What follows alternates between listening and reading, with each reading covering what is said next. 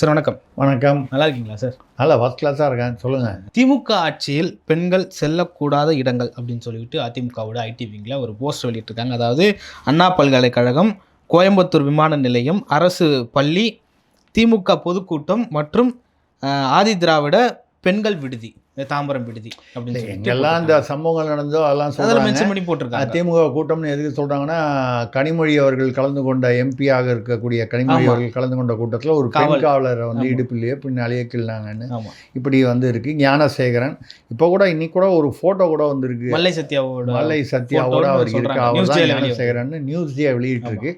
அவர் ஞானசேகரன் தானான்னு எனக்கு தெரியல. இத்தனைக்கும் அவர் எங்கள் பகுதியை, அடையார் பகுதியை சேர்ந்தவர். நான் அவருடைய பிரியாணி கடையில் நான் சாப்பிட்டது இல்லை. அவருடைய பார்லருக்கு நான் போக வேண்டிய வாய்ப்பு எனக்கு கிடைக்கல. அதனால் எனக்கு அவரை தெரியல.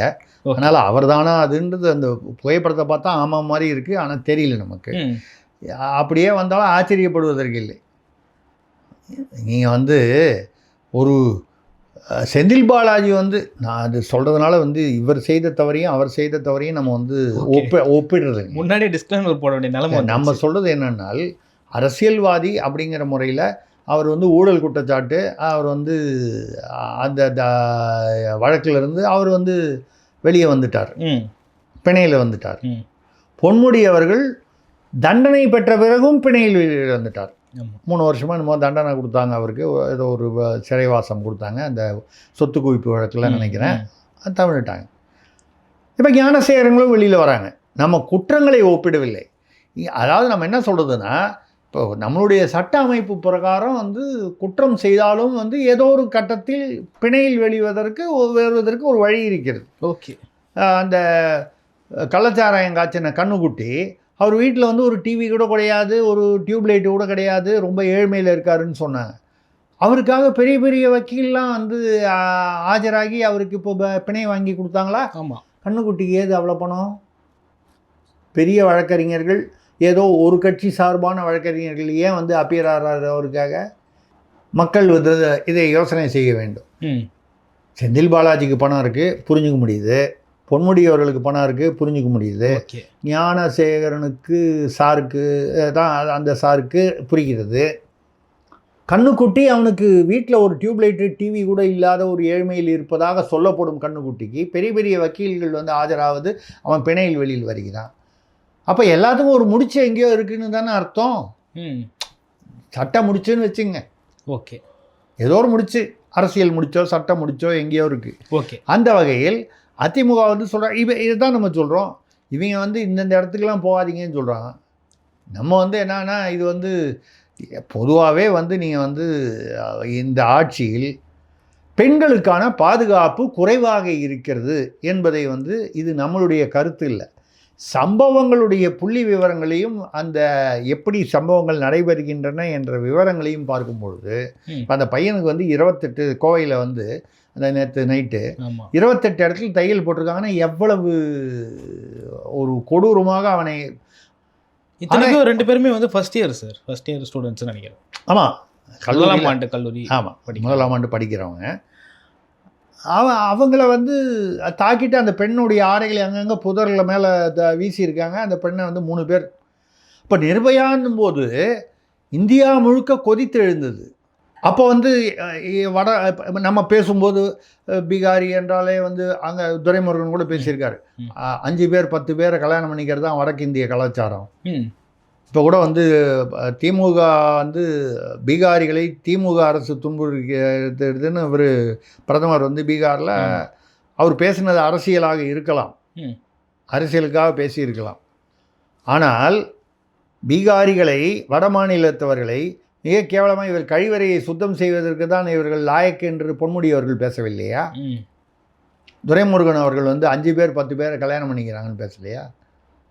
ஒரு பொண்ணை கல்யாணம் பண்ணிக்கிறாங்கன்னு. ஓகே. நம்ம அரசியல்வாதிகளை ஒவ்வொருத்தராக எடுப்போமா லிஸ்ட்டு? மாற்றாந்தோட்டத்து மல்லிகை தான் மணக்குங்கன்னு நம்ம வந்து சொன்ன கட்சி தானே.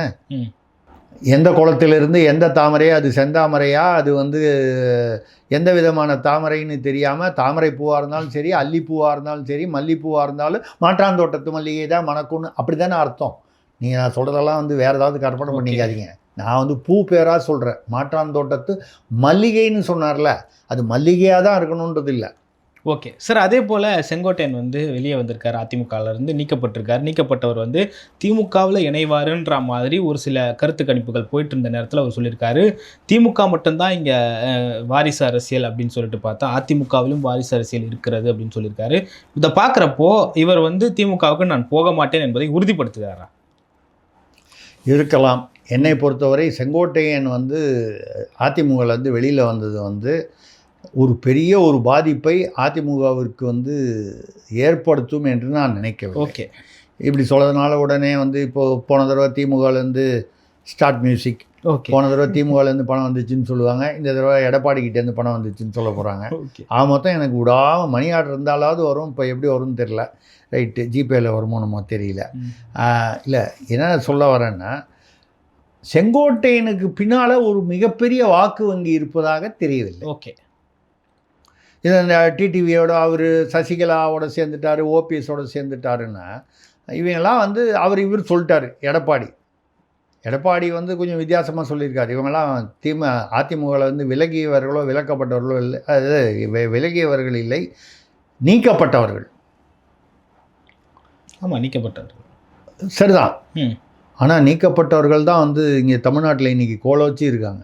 திமுகவில் சேர்ந்தப்புறம் செந்தில் பாலாஜி, சேகர் பாபு, ஏவா வேலு, அனிதா ராதாகிருஷ்ணன், ராஜா கண்ணப்பன், ரகுபதி, KKSSR, முத்துசாமி, அவ்வளோதான் நினைக்கிறேன் சார். 8 பேர் எனக்கு தெரிஞ்சு ஞாபகத்தில். கரெக்டுங்களா? இன்னும் கூட 1-2 பேர் இருக்காங்க. நம்ம பேர் இது உறுதிப்படுத்திக்கிட்டு சொல்லுவோம். இப்போ 8 பேர் 10 பேர் இருக்காங்க. அதுவும் வந்து முக்கியமான பதவியில் இருக்காங்க. டாஸ்மாக் இருக்கிறதுலையே வருமானம், அதாவது அரசுக்கு வருமானம் சொல்லல, ஆலைகளுக்கு வருமானம். அரசுக்கு வருமானம் 50,000 கோடின்னு வச்சுங்க. ஆலைகளுக்கு வருமானம் பல லட்சம் கோடி, 8 லட்சம் கோடி, 10 லட்சம் கோடி. ஓகே. அரசுக்கு வருமானம் ஜுஜுபி, அதில் வருமானம் எக்கச்சக்கம். அப்போ அதில் வந்து நமக்கு வேண்டிய அமைச்சராக தானே போடணும். அந்த வேண்டிய அமைச்சர் 60 வருஷமாக 50 வருஷமாக 40 வருஷமாக திமுகலேயே இருக்கிற அமைச்சர் யாருக்கும் கொடுக்கல. செந்தில் பாலாஜி கொடுத்தாங்க. செந்தில் பாலாஜி ஏதோ ஒரு பதவி விலக வேண்டிய ஒரு கட்டாயம் வந்தபோது யார் கொடுத்தாங்க? முத்துசாமி ஐயா அவர்கள் கொடுத்தாங்க. வேற ஒரு இதை பிரித்து கொடுக்கும்போது யார் கொடுத்தாங்க? ராஜகண்ணப்பனுக்கு கொடுக்குறாங்க. எல்லாரும் யார்? மாட்டாந்தோட்டத்து மல்லிகை. அரசியல்லையும் புரியும் நினைக்கிறேன். ஓகே. அப்போ அரசியல்லையும் மாற்றாந்தோட்டத்து மல்லிகை தான் மணக்குது எங்கள் திமுகவில். அப்படி இருக்கும்போது இப்போ நீக்கப்பட்டவர்கள் அப்படின்னு சொன்னால் அவர்கள் திமுகவில் சேர்ந்தால் அவர்களுக்கு அதிர்ஷ்டம் வந்து அவர்களை அழைக்கிறது. ஓகே. இப்போ செங்கோட்டையன் வந்து திமுகவில் சேருவாரா சேர்த்துப்பாங்களா இல்லையா நமக்கு தெரியாது. யார் கண்டார்? இந்த 8 பேருக்கு வந்து இவ்வளவு பிரகாசமான ஒரு நிகழ்காலம் இருக்கிறது, எதிர்காலம் தெரிகிறது. அப்படிங்கும்போது செங்கோட்டையன் திமுகவில் சேரக்கூடாது என்று யார் சொல்ல முடியும்? அரசியலில் எதுவுமே நிரந்தர பகைவனும் இல்லை, நிரந்தர நண்பனும் இல்லை. இப்போ கூட பார்த்தீங்கன்னா வைகோ அவர்கள் எங்கே இருக்கார்? திமுக கூட்டணி இருப்பதாக நம்பப்படுகிறது. ஒரு காலத்தில் வந்து என்னுடைய கல்லறைகள் கூட நான் வந்து திமுகவுடன் சேர மாட்டேன், அது மாதிரி நிறைய பேர் சொல்லியிருக்காங்க. விடுதலை சிறுத்தை அண்ணன் திருமாவளவன் கூட ஒரு தடவை 2009 நினைக்கிறேன், செத்தாலும் நான் திமுகவுடன் கூட்டணி சேர மாட்டேன்ற மாதிரி ஒரு வீடியோ ஒன்று நான் வச்சுருக்கேன். எல்லாம் வந்து சேவ் பண்ணி வச்சுப்போம், பிற்காலத்துக்கு உதவுமேன்னு இருக்குது. ஆனால் எங்கே இருக்காங்க? இன்றைக்கி வந்து உலகத்திலேயே சிறந்த முதல்வர்னு வைகோவும் சொல்கிறாரு, விசிக திருமாவளவன் சொல்கிறாங்க சார். 26ல் திமுக ஜெயிக்கிறதுக்கு நாம் பாடுபடணும்னு சொல்லியிருக்காரு சார் இன்னைக்கு. ஆமாம், நம்ம தான் அப்படின்ட்டார், நம்மளுடைய கடமை அது அப்படின்னு சொல்கிறார். ஹைகோர்ட்டு கேஸை ஞாபகம் வச்சு சொல்கிறாரா என்னன்னு தெரியல, பட் சொல்கிறார். ஓகே. எதுக்கு நான் சொல்கிறது என்னென்னா, அன்றைக்கி இதே 2009 இருந்த அதே திமுக தானங்க இப்போவும் இருக்குது. வைகோ அன்றைக்கி வந்து 2G விஷயத்தில் பொட்டியாக வந்து கோபாலபுரத்துக்கு பணம் போச்சுன்னு சொல்கிறாரு. அதே கோபாலபுரம்னா சித்தரஞ்சன் ரோடா மாதிரி இருக்கே தவிர அதே குடும்பம் தானே. அந்த கட்சியுடைய தலைமையில் அமர்ந்திருப்பது ஒரே குடும்பம் தானே. அப்படி இருக்கும்பொழுது நான் வந்து அவர் எங்கே வேணா இருக்கட்டும், பட் அவர் தன்னுடைய அப்படி ஒன்று பேசிட்டு இன்றைக்கி இங்கே வந்து வால் பிடிக்கும்போது கமலஹாசன் என்ன சொன்னார்? திமுகவின் ஊழலை எதிர்த்து தான் நான் சொல்கிறேன் அப்படின்னு சொல்லிட்டு கருணாநிதி அவர்களை அவமானப்படுத்த வேண்டும் என்றால் வீல் சேர் என்று நான் அப்படி நாகரிகம் இல்லாமல் சொல்ல வேண்டியதில்லை. மு.க. ஸ்டாலின் என்று சொன்னாலே போதும்னு 2021 பேசினேன். கமலஹாசன் இங்கே வந்து ராஜ்யசபா எம்பி வாங்கிட்டு போகிறார்ல. யாருக்கும் வெட்கமில்லை, அரசியலில் யாருக்கும் வெட்கமில்லை என்பதுதான் உண்மை. இப்போ பார்த்தீங்கன்னா மல்லை சத்யா அவர்கள் துரை வைகோவோட உள்ள துரை வைகோ அந்த வாரிசு அரசியல் பிரச்சனையினால் வெளியே வந்தவர். ஓகே, நீக்கப்பட்டவர்னு சொல்லலாம், விலகியவர்னு சொல்லலாம். ஆமத்தும் அந்த கட்சியில் தனியாக கட்சி ஆரம்பிக்க போகிறதா கொடியெல்லாம் கூட பேசியிருக்கார். திமுகவுடன் கூட்டணி பேச்சில் ஈடுபட்டிருக்கிறார். அப்போது எப்படி எனக்கு புரியல. அங்கே எடுத்துக்கிட்டிங்கன்னா அதிமுகவில் எடப்பாடி இருக்கார். பாஜக அண்ணாமலைக்கும் எடப்பாடிக்கும் சரியாக வரலன்னு சொல்லி தான் அண்ணாமலையை ஒதுக்கி வச்சுட்டு ஒன்றா அவங்க கூட்டணி அறிவிச்சிட்டாங்க. ஆனால் அந்த கூட்டணியில் இந்த பக்கம் வந்து டிடிவி ஏற்கனவே தேசிய ஜனநாயக கூட்டணியில் இணைக்கிறேன்னு பேசினார். சசிகலா அவர்கள் இப்படி அப்படிமாக ஏதோ தனிமையில் இருந்தாங்க. இவர் ஓபிஎஸும் ஏறத்தாழ ஒரு பாஜகவோட ஒரு அதாவது ஒரு இணைந்து பயணிக்கக்கூடிய ஒரு அந்த மாதிரி ஒரு அறிகுறிகள் இருந்தன. இப்போது எடப்பாடி ரொம்ப தெளிவாக வந்து அவர்கள் கூட்டணியில் அவளை அதிமுகவிலையும் சேர்த்துக்க முடியாதுன்ட்டார். அதனால் வந்து என்னென்னா அவங்க வெளியில் போயிட்டாங்க. டிடிவி வந்து தெளிவாக வந்து பாஜக இருக்கும், அதாவது தேசிய ஜனநாயக கூட்டணியிலேருந்து நான் வெளியேறேன்னே சொல்லிட்டு வந்துட்டார். அது ஒரு விதமாக போச்சு. அதே நிலைமை தானே இங்கேயும் வரணும். வைகோவும் இங்கேயே திமுக கூட்டணியில் இருப்பார், மல்லை சத்யாவும் இங்கேயே இருப்பார்னா அது எப்படி சாத்தியம்? ஓகே, இதே மாதிரி வேல்முருகன் இதில் பாமகலேருந்து பிரிஞ்சு வந்து வாழ்வுரிமை கட்சி, தமிழக வாழ்வுரிமை கட்சி, அவர் திமுக கூட்டணியில் போன தடவை இருந்தார். இந்த தடவை இன்னும் அறிவிக்கலை ஒன்றும். ஓகே, இப்போ அன்புமணி அவர்கள் வந்து அதிமுக பாஜக கூட்டணியுடன் பேச்சுவார்த்தை வெளிப்படையாக சாரை அவர் ஏற்றுக்கொள்கிறார். அந்த அந்த அந்த அந்த பயணத்தில் இருக்கிறார், அந்த திசையில் பயணிக்கிறார். ஓகே, ராமதாஸ் ஐயா அவர்கள் ஜி.கே. மணி மூலமாக திமுகவுடன் பேசிக்கொண்டிருக்கிறார் என்று பத்திரிகை செய்திகளே உறுதிப்படுத்துகின்றன. ஓகே, நமக்கு என்ன புரியல, ராமதாஸ் இங்கே தான் இருப்பார், வேல்முருகன் இங்கே தான் இருப்பார், இது எப்படி சாத்தியம்? வைகோவும் இங்கே தான் இருப்பார், மல்லை சத்யாவும் இங்கே தான் இருப்பார், இது எப்படி சாத்தியம்? அப்போ மல்லை சத்யா வந்தால் வைகோ வந்து திமுக கூட்டணியிலிருந்து விலகுவார் அல்லது விலக்கப்படுவார், விலகி தான் ஆகணும், விரட்டி அடிக்கப்படுவார்.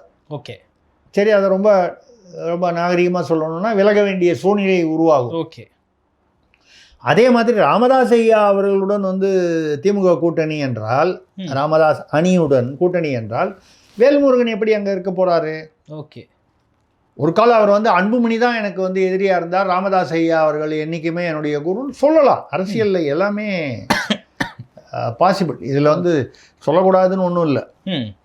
கமலஹாசன் வந்து காலி ஆம்புலன்ஸை விட்டு திமுக அப்படின்னு சொன்னவர் இன்றைக்கி அவரே வந்து திமுக சார்பில் வந்து ராஜ்யசபா எம்பியாக ஆகும் பொழுது எல்லாமே சாத்தியம். அதனால் என்னென்னா, இந்த தமிழ்நாட்டு அரசியலில் பச்சோந்தித்தனம் என்பது தான் வந்து திராவிடம் என்று ஆகிவிட்டது. ஓகே, திராவிடம் என்றால் பச்சோந்தித்தனம்.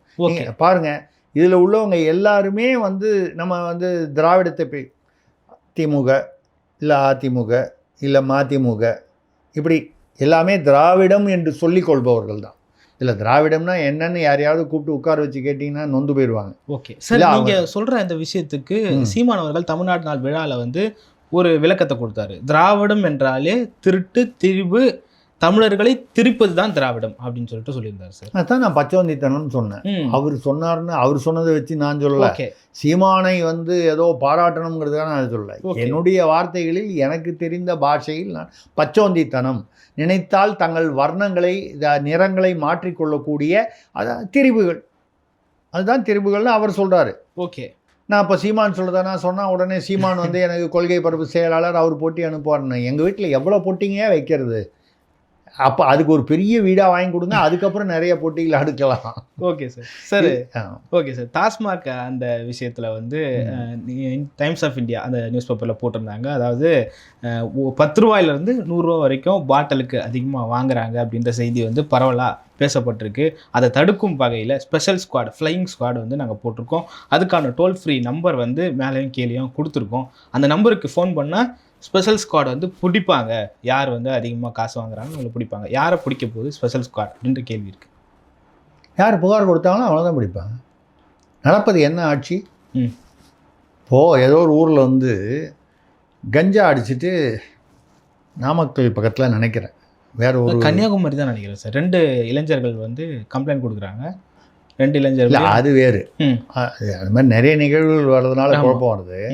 நான் சொல்கிறது நாமக்கல்லைங்க ஏதோ ஒரு இடத்துல ஞாபகம், எந்த ஊர் எதுவாக இருந்தால் தமிழ்நாட்டுக்குள்ளே தானே, ஒரு 20 இளைஞர்கள் வந்து கஞ்சா அடிச்சுட்டு மது அல்லது கஞ்சா போதையில் ஊருக்குள்ளே கலாட்டா பண்ணிட்டு. ஓகே. அந்த ஊர் பொதுமக்கள் இவங்க வந்து நீங்கள் சொல்கிறது ஒரு அதே ஊராக கூட இருக்கலாம், ஒரு 2 பேரோ 4 பேரோ போய் ஒரு வீட்டுக்குள்ளே பூந்து தாக்குதல் பண்ணியிருக்காங்க. அந்த கஞ்சா போதையில் யார் வீட்டிலோ எதுக்காக போய் தாக்குறாங்கன்னா, இவங்க போலீஸில் வந்து இந்த ஏரியாவில் வந்து சும்மா அந்த இளைஞர்கள்லாம் வந்து அங்கங்கே உட்காந்துட்டு கஞ்சா அடிச்சுக்கிட்டு இருக்காங்க, போகிற வரவங்கெல்லாம் கலாட்டா பண்ணுறாங்கன்னு. ஓகே. இது இப்போ நடந்தது. நான் சொல்கிறது ஒரு 10 நாள்.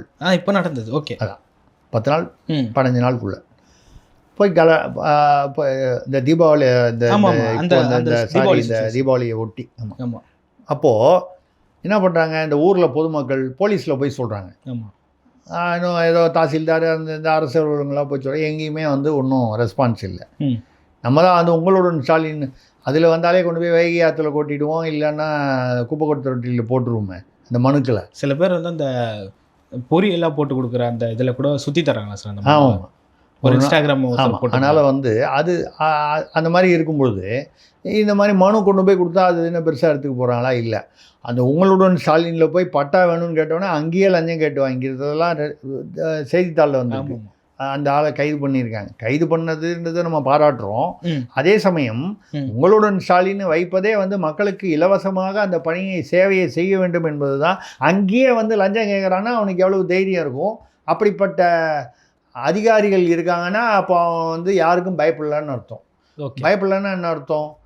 மேலே சரியில்லைன்னா தான் கீழே வந்து அதே மாதிரி வந்து என்ன யார் கேட்பான், நீ என்ன வாங்குறான்னு அவன் மேலே. நான் சொல்கிறது மேலேன்னா மேலதிகாரியான்னு வச்சுங்க. ஓகே. மேலதிகாரி சரியில்லைன்னா ஏன் நீ வாங்கலாம் நான் வாங்கக்கூடாதா? இது ஒரு இயல்பான ஒரு விஷயம்.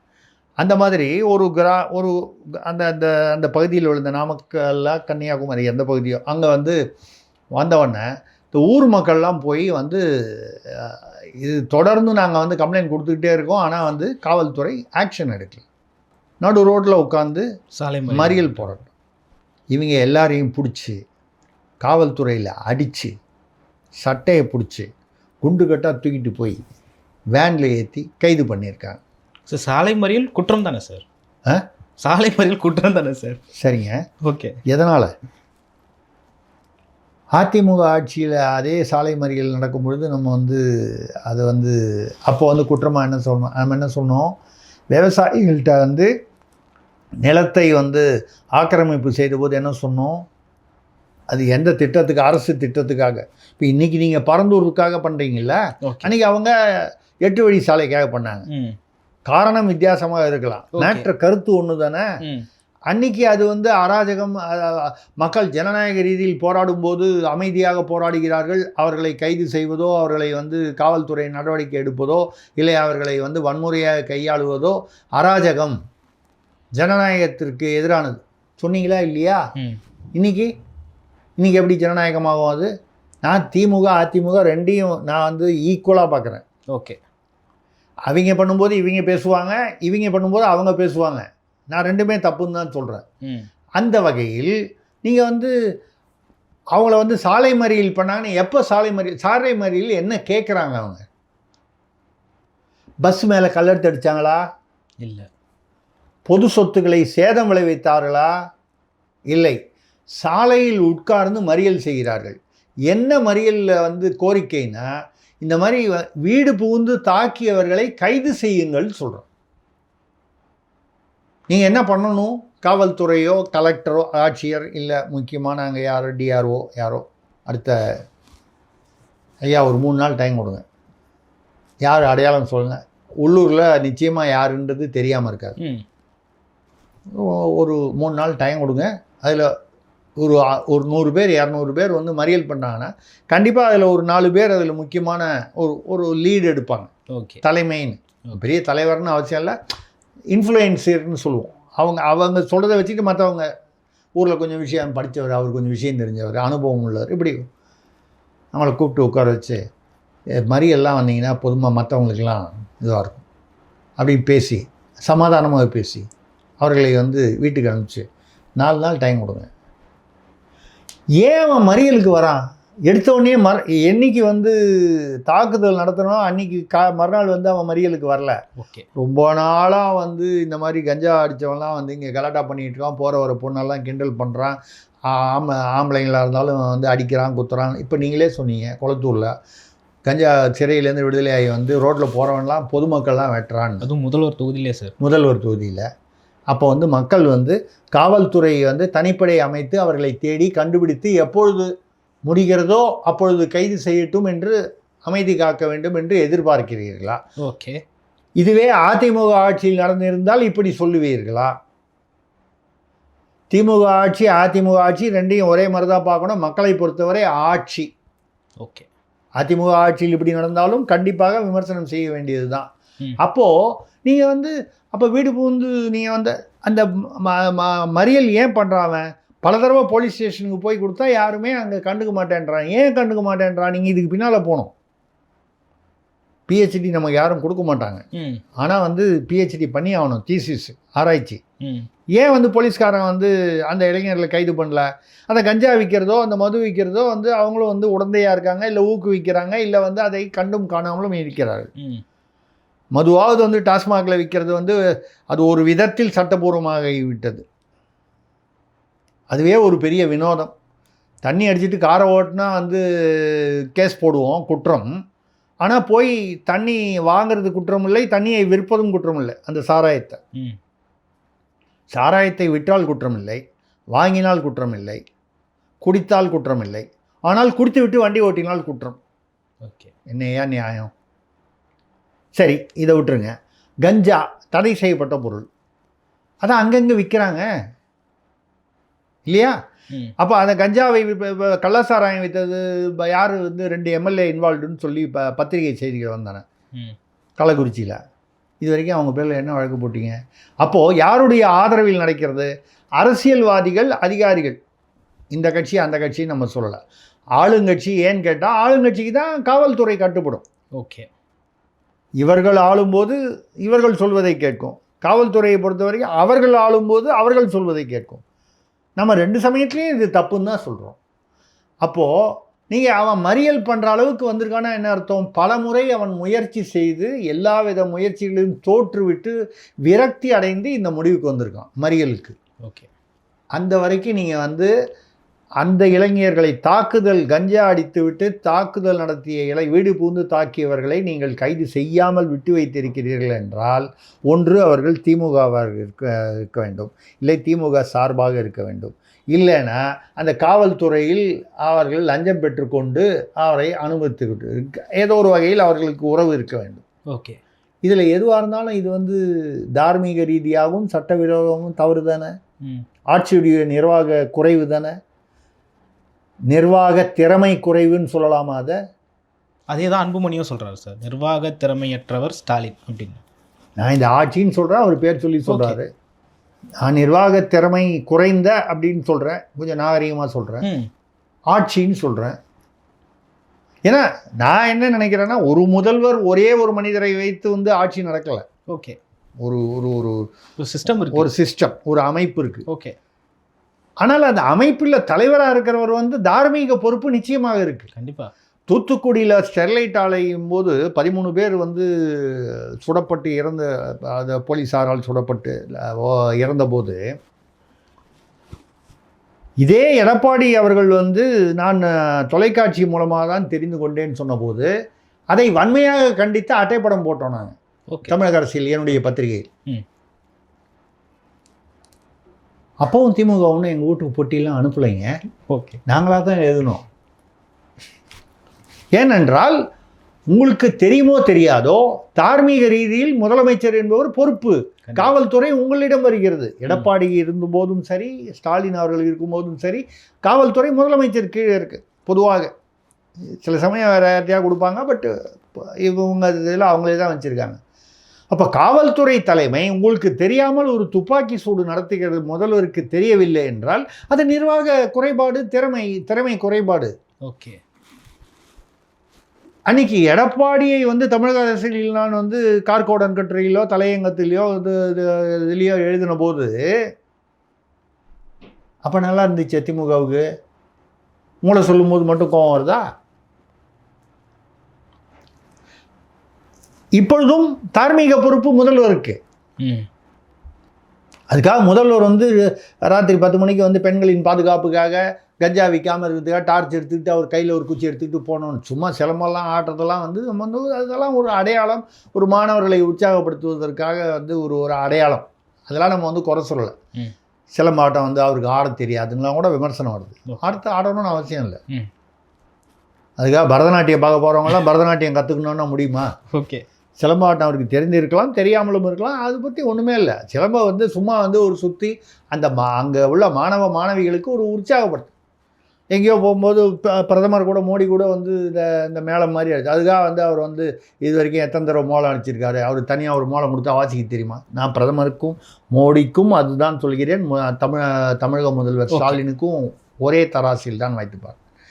அந்த வகையில் நீங்கள் சொல்கிறத பார்த்தா இப்போ இந்த டைம்ஸ் ஆஃப் இந்தியாவில் வந்ததுன்னு சொன்னீங்களே, எனக்கு என்ன கவலையாக இருக்குன்னா, இதை நம்பி இந்த டோல் ஃப்ரீக்கு கூப்பிட்டு 40 ரூபா மேலே வாங்குறாங்க, 50 ரூபா மேலே வாங்குறாங்க, 100 ரூபா மேலே வாங்குறாங்கன்னு சொன்னால் எவன் சொல்கிறானோ அவனை பிடிச்சி உள்ளே வச்சுருவாங்க. அப்படி நடந்தால் ஆச்சரியப்படுவதற்கு இல்லை. ஏன்னா இதுக்கு முன்னால் நடந்த பல நிகழ்வுகளில் பார்க்கும்பொழுது தாம்பரத்தில் ஒரு பெண்ணை ஒரு திமுக நிர்வாகிக்கு வேண்டியவர், அவர் நிர்வாகி கூட இல்லை, உள்ளூர் நிர்வாகி, ஒரு பெரிய ஆளெலாம் இல்லை, அவரை ஏதோ அந்த பையன் கற்பழிச்சிட்டார். பட்டியலினத்தை சேர்ந்த பெண் பாலியல் ரீதியாக துன்புறுத்தி விட்டார் அல்லது வன்முறை செய்து விட்டார். புகார் கொடுக்க போன அந்த அப்பா அம்மா பட்டியலினத்தை சேர்ந்தவர்கள், வயதானவர்கள், அவர்கள் இருவரையும் நிர்வாணப்படுத்தி தாம்பரம் அருகே அந்த பெருங்குளத்தூர் அந்த பகுதியில் தாம்பரம் காவல் நிலையம் நினைக்கிறேன், ஏதோ அதை ஒட்டிய ஒரு காவல் நிலையம், எக்ஸாக்டாக எந்த காவல் நிலையம்னு தெரியல, தாம்பரம் பகுதியில் யாரை நிர்வாணப்படுத்தி புகார் கொடுக்க வந்தவர்கள். அப்புறம் அந்த பெண்ணை ஆபாசமாக கேள்வி கேட்டிருக்கிறார்கள். இந்த பையன் தான் இது வரைக்கும் பண்ணியிருக்கானா, இதுக்கு முன்னாடி நிறைய பையனோட நீ உறவு கொண்டிருக்கியா? நான் ரொம்ப நாகரிகமாக கேட்குறேன். அவங்க வேறு இத்தனையும் ரசித்து கொண்டு குற்றம் சாட்டப்பட்ட அந்த இளைஞன் அவனுக்கு நாற்காலி போட்டு உட்கார வச்சுருக்காங்க அதே இடத்துல, அதே போலீஸ் ஸ்டேஷன்லேயே. இதை எப்படி நீங்கள் ஏற்றுக்கொள்கிறீர்களா? மனசாட்சி உள்ள பொறுப்புள்ள ஒரு சமுதாய குடிமகனாக ராபின்சன் உங்களால் ஏற்றுக்கொள்ள முடியுமா? நீங்கள் நிர்வாணப்படுத்தி விசாரித்திருக்க வேண்டியது யாரை? நிர்வாணப்படுத்துறதா இல்லையாங்கிறது அது அடுத்தது, விசாரிக்கணும். முறையாக விசாரித்திருக்க வேண்டியது யாரை? அந்த குற்றம் சாட்டப்பட்டவனை. இல்லை அதாவது அந்த புகாரில் உண்மை இல்லை என்றால் புகாரில் உண்மை இல்லை என்று அவர்களிடம் தெரிவித்துவிட்டு அவர்களை அனுப்பிவிடலாம். அதை மீறி அவர்கள் மறுபடியும் கோர்ட்டுக்கு போகிறாங்க, அது ஏதோ அடுத்த லெவலில் போகிறாங்க, எஸ்பிகிட்ட போய் பார்க்குறாங்க. அவர்களை நிர்வாணப்படுத்துவதாகவோ இல்லை அவர்களை துன்புறுத்தி இருக்கிறார்கள் உடல் ரீதியாக. யாரை? அந்த பெண்ணின் பெற்றோர். எவ்வளவு வேதனையான இது நான் ஏதோ கற்பனையில் சொல்லலைங்க, பத்திரிகையிலலாம் வந்த செய்திகள் தான். ஓகே. இது நடந்து 1 வருஷத்துக்கு மேலே ஆகுது. அப்போது இந்த ஆட்சியில் என்ன நடைபெறும் என்றால், இப்படி தான் கண்ணி வச்சு பிடிப்பாங்க. கண்ணி வச்சு பிடிப்பாங்கன்னு தெரியுமா? கண்ணின்றது 3 சுழின்னு, அப்புறம் கண்ணி பிடிக்கிறாருன்னு இவர் சொல்லிட்டார், திருசக்தியார்னு சொல்லிட்டு போகிறீங்க. கண்ணி 2 சுழின்னு இல்லை, அது பிடிக்கிறவங்க வேறு ஆட்சி. கண்ணி வலை வைத்து பிடிப்பது. இப்படி தான் யாராவது புகார் சொல்லுங்கள், ஏன் புகார் சொல்கிற? அவர் நீ தானே அது, வா வா வா நீ தானே அது. ரொம்ப நாளாக எவனோத்தன் புகார் போட்டுக்கிட்டே இருக்கான் கடுதாசி, யார் அவன் பார்த்துட்டு இருந்தேன், நீ தானா? இப்படி தானே தெரியுது. ஓகே. நம்ம அப்படி யூகம் பண்ண வேண்டிய ஒரு கட்டாயத்திலும் இதில் இந்த சூழ்நிலையில் தானே இருக்கிறோம். ஓகே. அதனால் நான் வந்து புகாரை யாரும் கொடுக்கக்கூடாதுன்னு நம்ம தடுக்கலை, ம். உஷாராக இருக்கணும். ஏன்னா புகார் கொடுத்தால் அது உங்களுக்கு எதிராகவே திரும்பலாம் என்பதை ஏற்கனவே நடந்த சில சம்பவங்களை வைத்து சொல்கிறேன். அதே சமயத்தில் புகார் கொடுக்கக்கூடாதுன்னு ஒரு தவறு நடந்தால் புகார் கொடுப்பது என்பது இயல்பான ஒரு ஜனநாயக மரபு. ஓகே. ஆனால் இந்த ஆட்சியில் அந்த ஜனநாயக மரபு அதை காப்பாற்றினால் உண்மையிலேயே அந்த 100 ரூபாய்க்கு வந்து மேலே 50 ரூபாய் 100 ரூபாயை மேலே வாங்குறவனை வந்து புகார் கொடுத்து அந்த நடவடிக்கை எடுக்கப்படுமானால் நான் இந்த ஆட்சியை வரவேற்கிறேன், பாராட்டுகிறேன் இந்த விஷயத்தில். ஆனால் அப்படி நடக்குமா என்றால் சந்தேகமாக இருக்கிறது. ஓகே சார், பல்வேறு அரசியல் கருத்துக்களை பகிர்ந்து கொண்டீங்க. மற்றும் ஒரு காலையில் சந்திப்போம். நன்றி சார். வணக்கம், நன்றி.